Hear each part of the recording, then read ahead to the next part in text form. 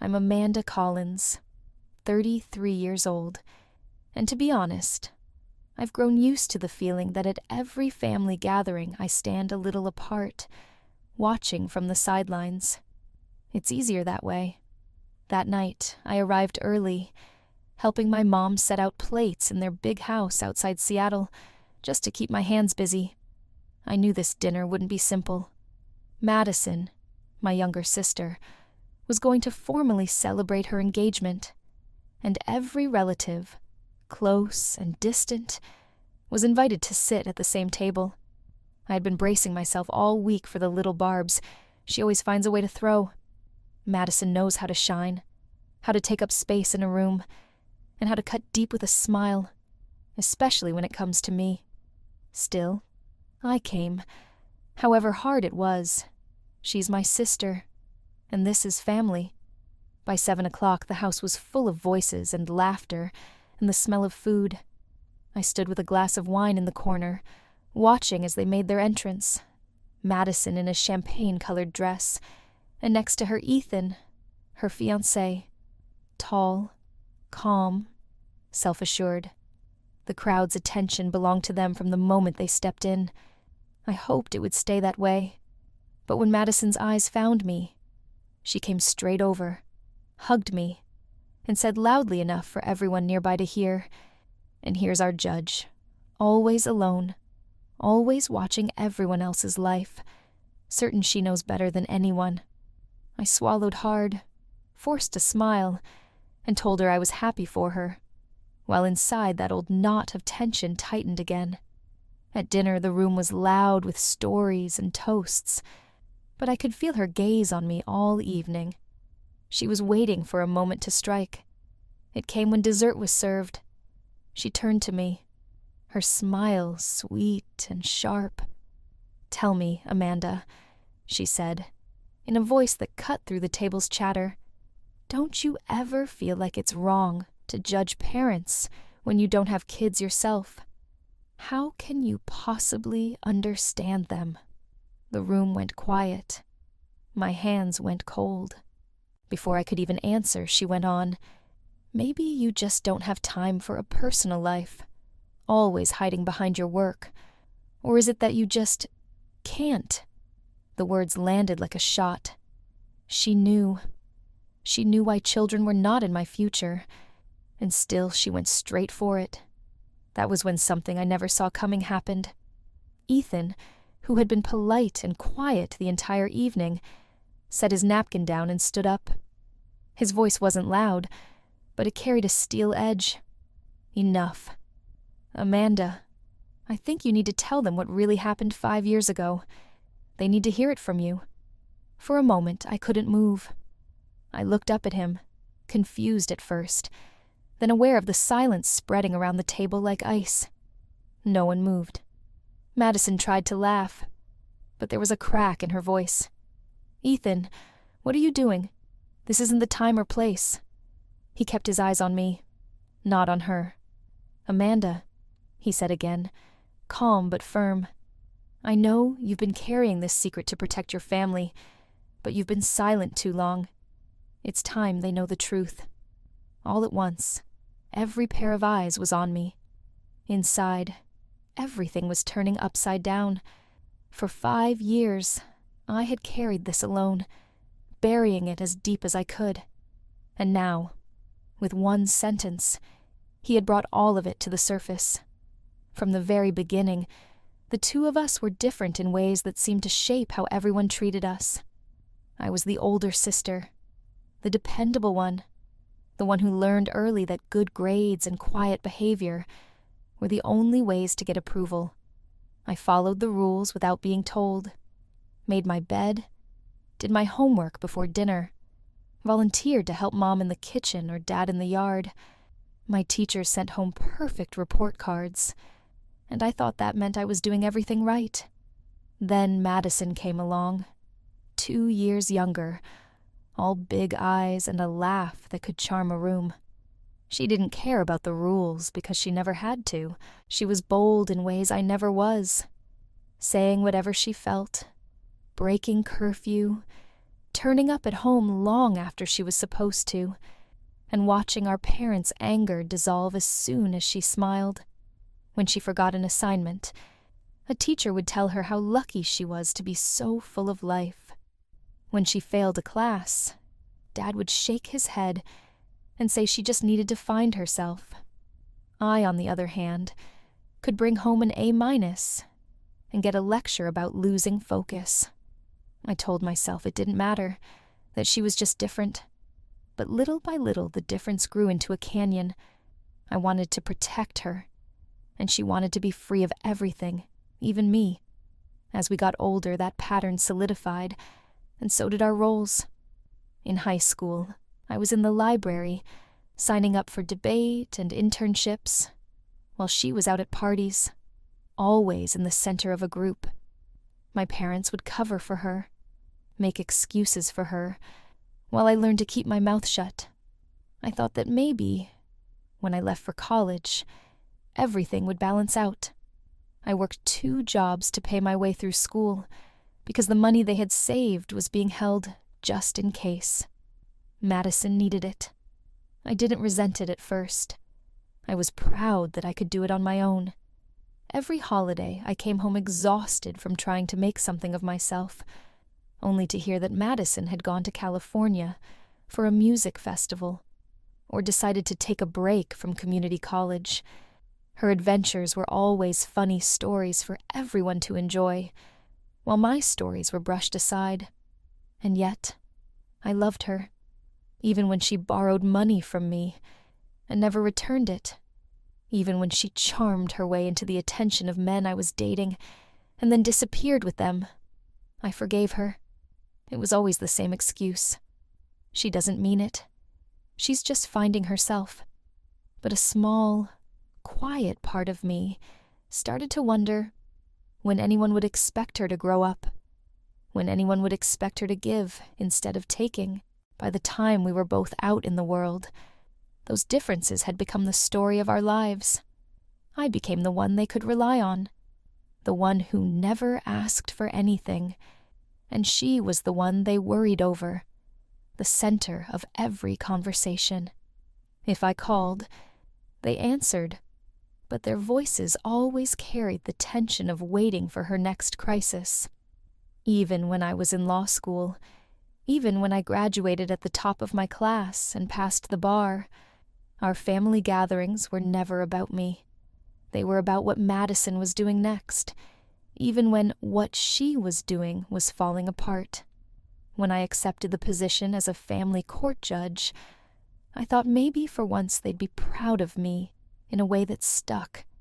Instead, she laughed, glass of champagne in hand, and said, "Perfect. You get to sit up high and tell everyone else how to fix their families." It stung, because it was her way of saying I had no family of my own. Every time after that, at dinners, at birthdays, at Thanksgiving, she made those same jokes, little digs that never seemed to be heard by anyone else. They laughed with her, told me to lighten up, told me she didn't mean it, and I swallowed it all. For years I told myself that's just the way we are. But under that, resentment built up like layers of sediment. I had built my life around responsibility, around doing the right thing, while she floated through hers, and somehow I was the one who was invisible. By the time we sat together at that engagement dinner, those old lines had hardened so much that every word between us felt like we were speaking across a fault line, ready to break. It was 5 years ago when the phone rang in the middle of the night and pulled me out of sleep with that deep, cold fear that only a call at 3 a.m. can bring. On the other end was a voice I barely recognized at first, low and broken and panicked. "Amanda, please, don't tell Mom and Dad I need you." It was Madison. I asked where she was, and she gave me the address of a cheap motel on the edge of Portland, the kind of place that rents rooms by the hour. I threw on whatever clothes I could find, drove through the night in a fog of dread, and when I reached that peeling door marked 27, I knocked softly and whispered her name. When it opened a crack, what I saw on the other side will never leave me. Her face was bruised, one eye swollen almost shut, and the room behind her stank of chemicals and cheap liquor. Clothes and bottles were scattered everywhere. I pushed my way inside, and then I saw her. Not Madison. Her. A little girl, barely 2 years old, sitting on the bed with wide, frightened eyes, clutching a torn stuffed rabbit. For a second I couldn't breathe. "Whose child is that?" I whispered. And Madison, shaking so hard she could barely speak, said, "She's mine. Her name is Lily." She collapsed against the wall, sobbing, while I just stood there in shock, looking at a niece I had never known existed. In those first hours, I learned the pieces of a story that had been kept from all of us. She had hidden the pregnancy, terrified of what our parents would say, and when Lily was born, she told herself she would give her up. But she couldn't. She thought she could manage on her own, but instead she slid deeper and deeper into a life I never saw coming. Drugs, men who used her, endless chaos. That night had ended with one of those men beating her and leaving, and when she finally called me, she was at the end of her rope. I took one look at Lily, thin, silent, staring, and I knew what I had to do. I bundled them both into my car and drove straight to the nearest hospital. Madison tested positive for a handful of substances, and Lily was diagnosed as malnourished and sick with an untreated infection. Child services arrived, and while the social worker asked me question after question, I could hear Lily crying from the next room, the sound breaking something in me. In that moment, I said I would take her. I didn't even think about it. It just came out.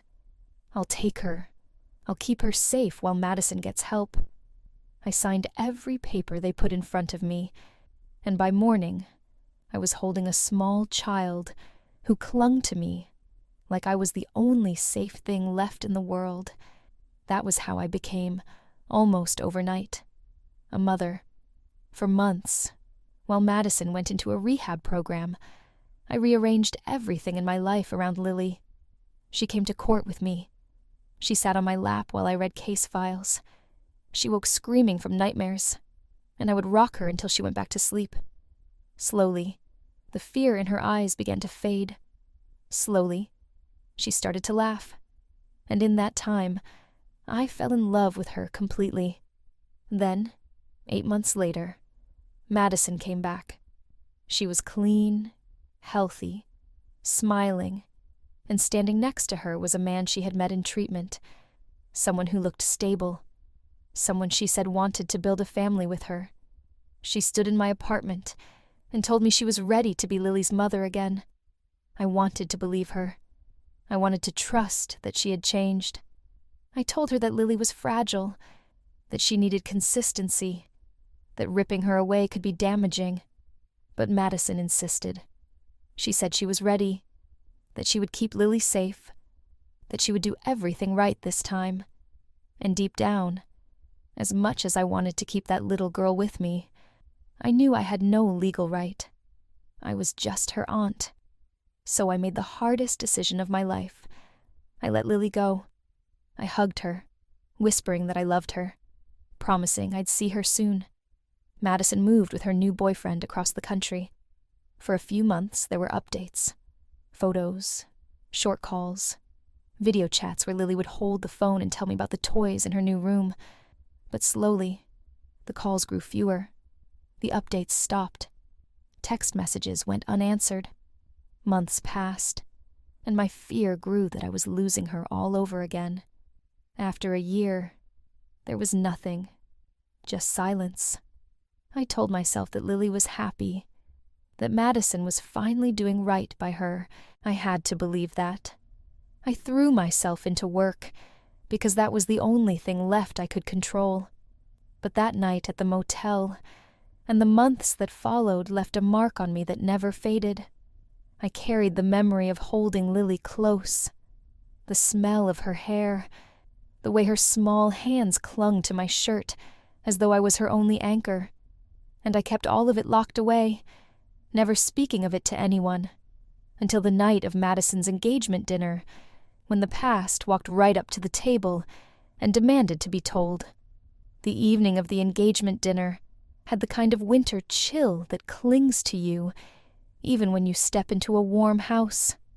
Their home in the suburbs of Seattle smelled of roasted meat and wine, and the faint scent of pine from the tree.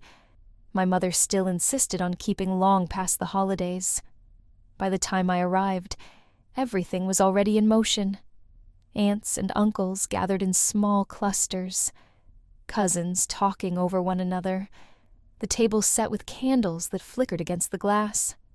I stood near the window with a glass of white wine, the same way I always do, staying quiet, staying out of the way.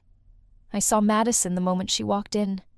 She was radiant, hair done perfectly, wearing a deep green dress that made everyone look up. And right behind her was Ethan, tall and calm, with that steady way of moving like nothing in the room could throw him off balance. People clapped and cheered when they came through the door. She spotted me immediately, and even from across the room, I knew she wouldn't let this pass without a jab. She came over, hugged me quickly, and loudly said for everyone to hear, "Look, our own judge, all alone again as usual. Must be nice to have all the free time in the world." I smiled as if it didn't hurt, and said I was happy for them. She smirked like she had won a round. Dinner started soon after, the clatter of plates and silverware covering most of the small conversations. For a while, I was able to fade into the background, listening without really joining in. But every few minutes, I caught Madison's eyes on me, waiting, calculating, like she was looking for the exact moment to get what she came for. It began with a question that might have sounded innocent to anyone else. "So, Amanda," she said, lifting her glass and leaning forward so everyone at the long table could hear, "tell us, how do you even do it? Judging parents when you don't have any children of your own, how can you know what's best for them?" The room went silent, and all the air seemed to pull toward me. I set my fork down carefully. I tried to keep my voice calm, but before I could even answer, she pressed on. Or is that the point? Maybe there's a little bitterness in there, or maybe it's easier to spend your life telling other people how to handle their kids when you'll never have any yourself. She knew what she was doing. She knew exactly where the knife would cut deepest. A few people shifted uncomfortably in their chairs, but no one stopped her. My father cleared his throat like he might speak, but then he didn't, and my mother was busy fussing with a napkin, pretending not to notice. I forced a small smile and said quietly that my work has nothing to do with my personal life. Madison laughed and looked around the table. "Come on, everyone's thinking it. What's the point of all that success if you come home to an empty house every night?" She turned back to me. "Maybe that's why you always have so much time to come over to Mom and Dad's. No one waiting for you." I felt the heat rise in my face, but I held her gaze. It wasn't just the words. It was the tone. Sweet on the surface, sharp underneath. She had done this all my life, and I had always swallowed it. Tonight, she didn't stop there. "You know," she said, tapping her spoon against her glass as if to punctuate the sentence, "people talk about biological clocks for a reason, and yours, big sister, it's not just ticking. It's silent. In that moment, something changed in the room. I could feel all the eyes on me, waiting for me to either fight back or crumble.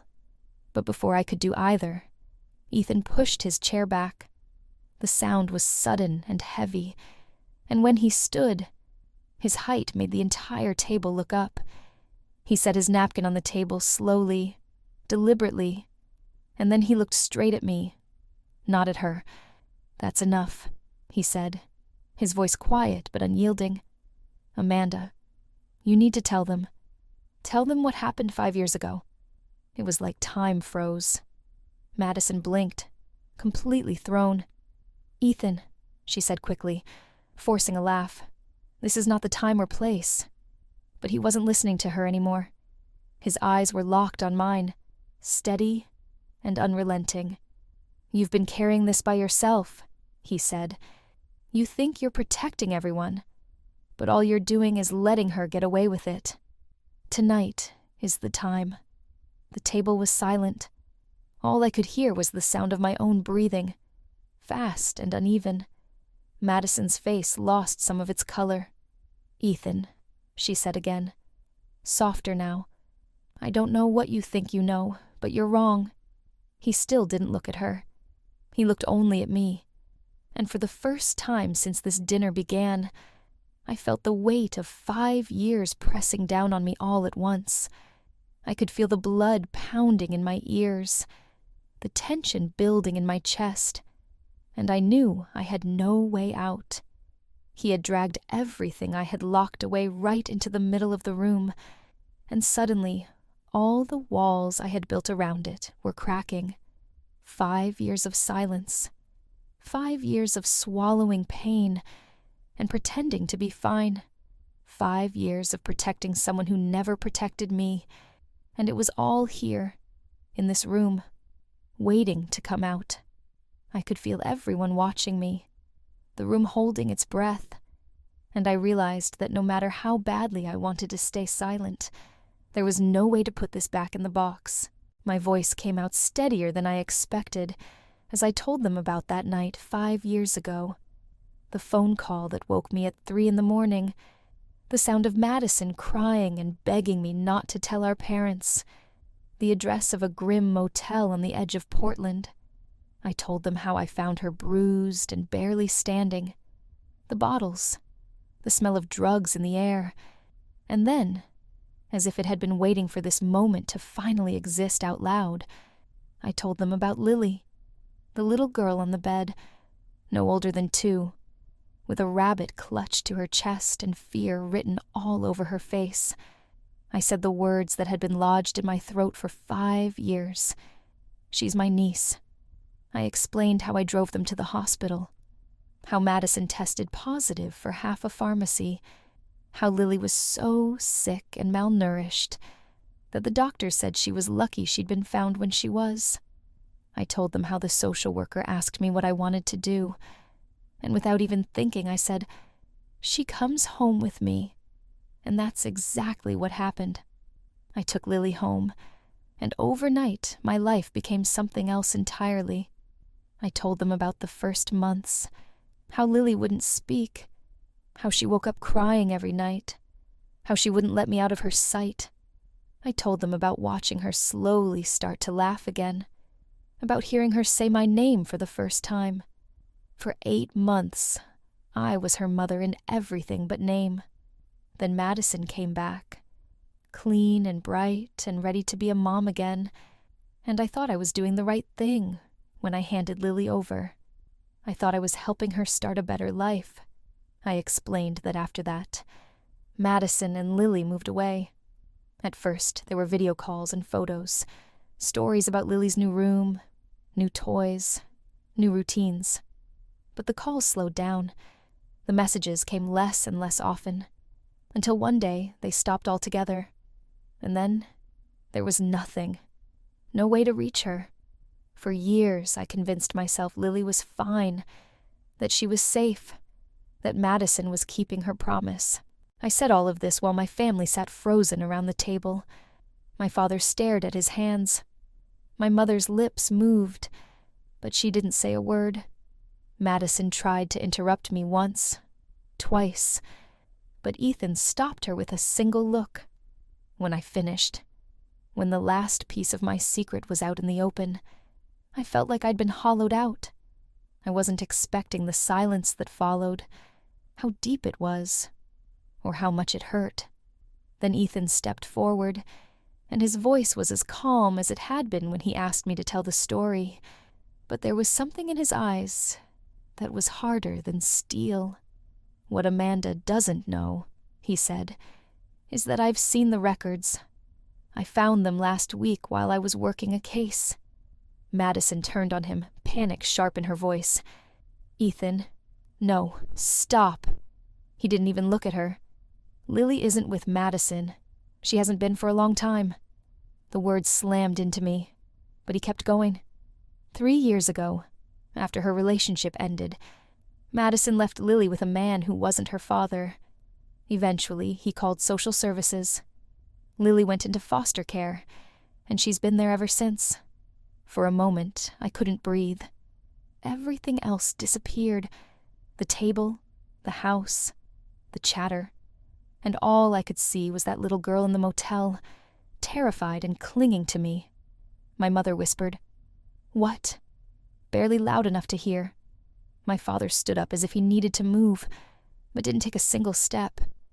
Madison started to talk, words spilling out like water from a broken glass. It wasn't like that. I was trying. I thought he could take care of her. I didn't have a choice. But nobody listened. The room was coming apart around her.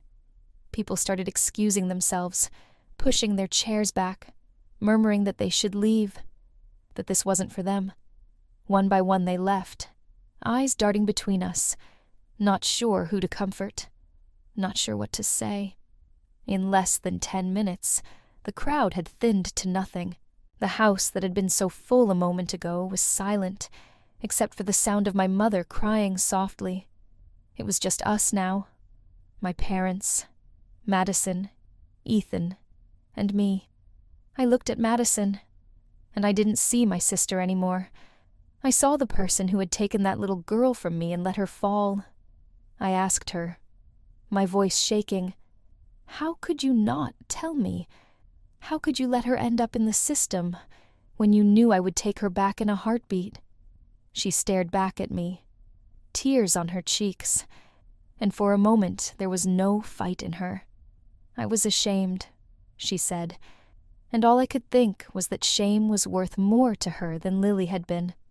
The morning after that dinner, I woke up feeling like I hadn't slept at all, my head thick and my heart pounding with everything that had been said, with everything I'd finally said out loud.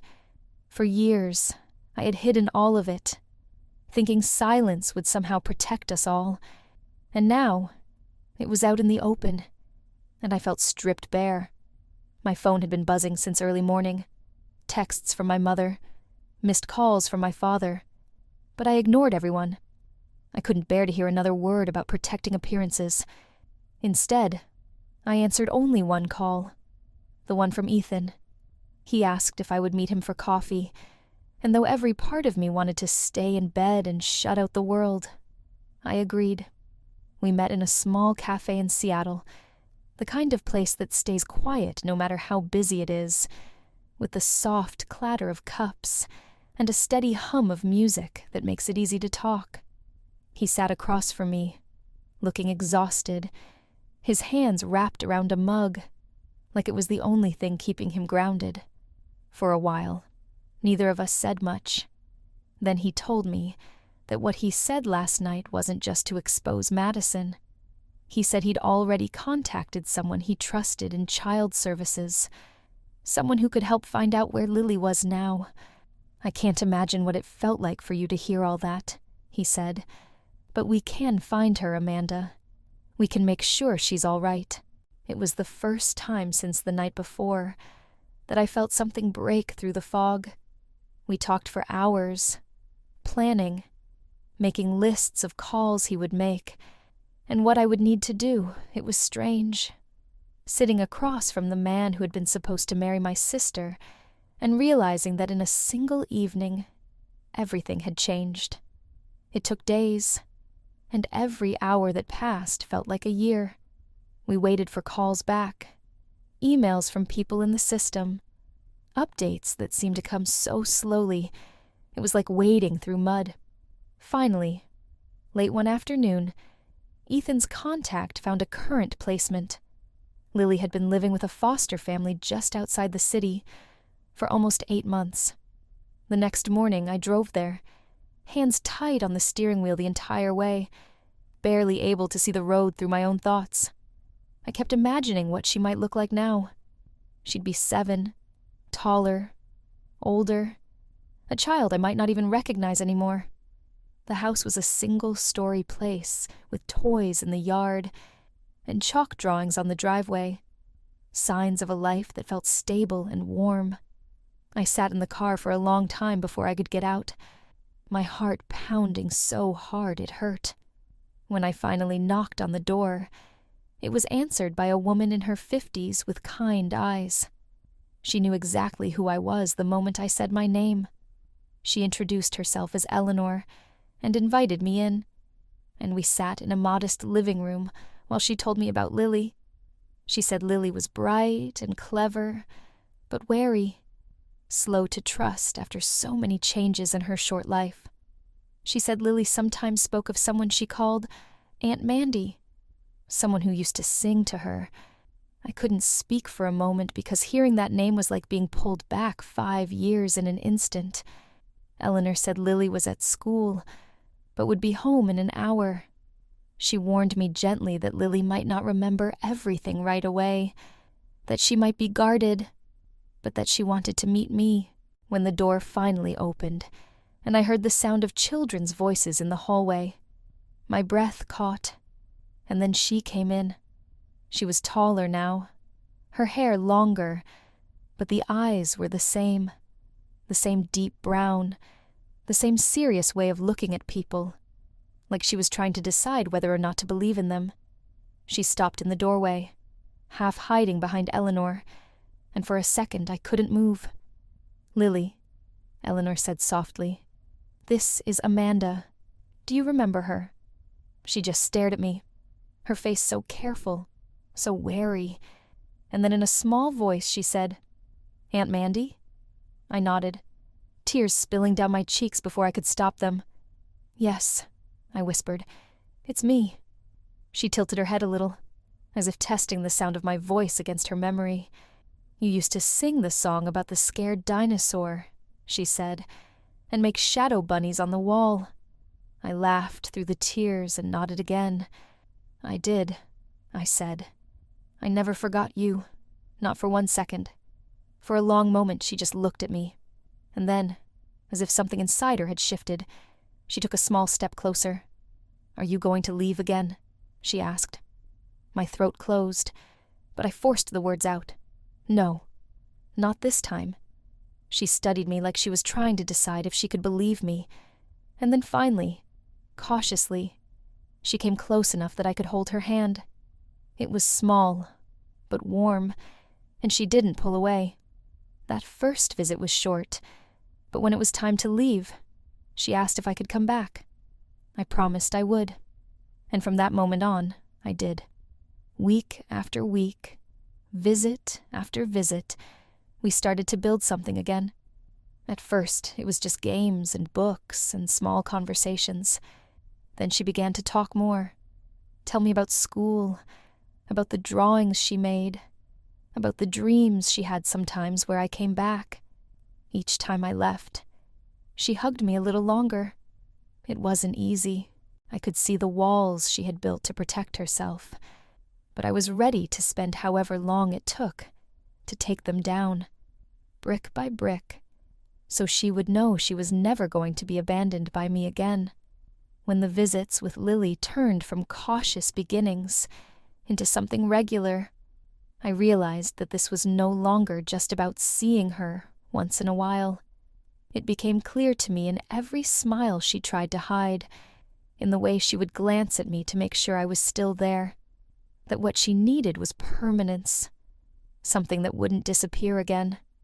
I spent long nights sitting at my kitchen table, thinking about what it would mean to try to bring her home for good, and what it would mean to stand across from my sister in a courtroom. The answer always came back the same. I could not let Lily go back into a life where she was a second thought. With Ethan's help, I contacted an attorney and started the process to petition for custody. Preparing for that case was like walking back through every moment of the last 5 years. Every form I filled out made me relive the night at the motel. Every affidavit was another reminder of the months I held her, and then let her go. The day finally came, when we entered the courthouse in downtown Seattle, the same building where I had spent so many years on the other side of the bench. This time, I wasn't the judge. I was the one asking for something I wanted with every part of me. The hallways, the polished wooden doors, even the smell of paper and old carpet. They all felt strange when I was there for myself. Sitting in that courtroom with my parents behind Madison, their faces drawn and confused, and with Eleanor and the guardian for Lily on my side, I felt the weight of everything that had brought us here.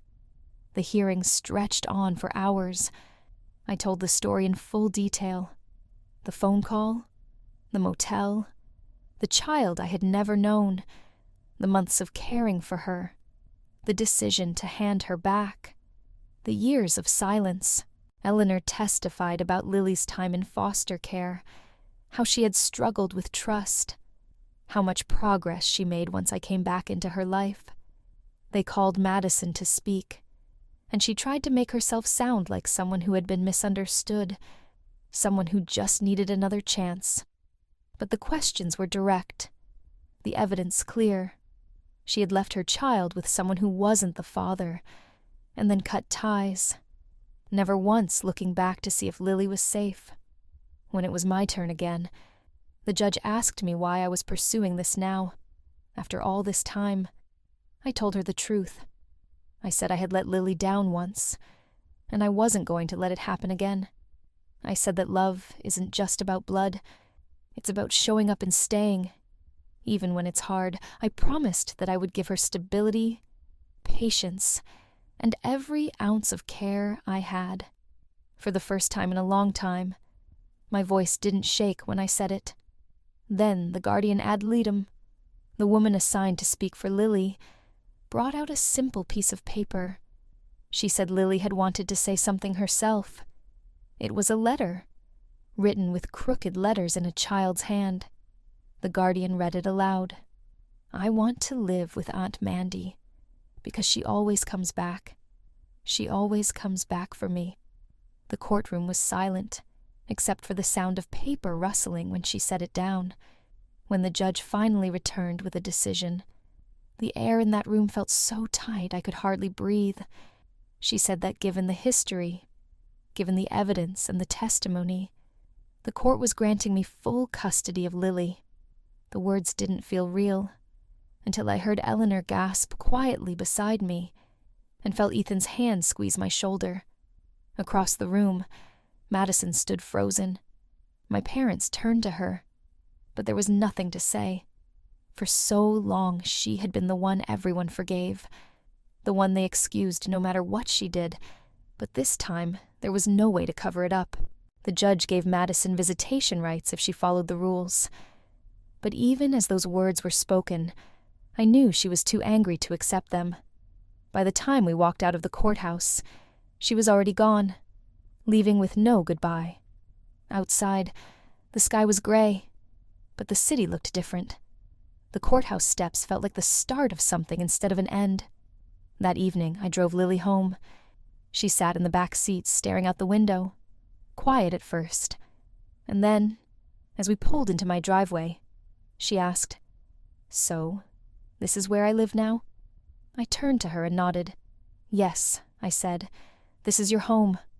She unbuckled her seatbelt and, without hesitation, climbed into my lap and hugged me so tight I couldn't breathe.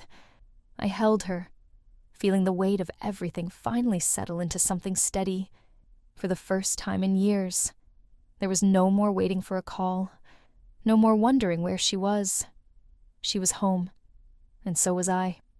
That night, as I tucked her into bed in the room I had spent weeks preparing, she asked me to sing the dinosaur song. I did, my voice soft, and when I finished, she was already asleep. I sat there in the quiet, watching her breathe, and I felt something I had been chasing for years. Peace.